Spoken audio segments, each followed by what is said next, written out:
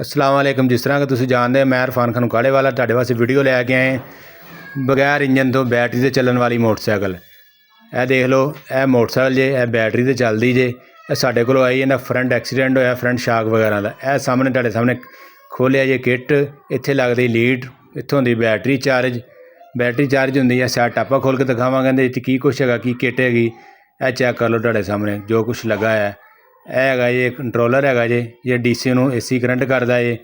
यह ब्रिज लगा जे, यह वायर तार जा रही जे पिछे व्हील दे विच जा रही। व्हील दे विच एक्सल सराख जे, सराख दे विच वायर जांदी अंदर। एक सिर्फ मोटर लगी होंदी, मोटर घुमांदी है व्हील नूं।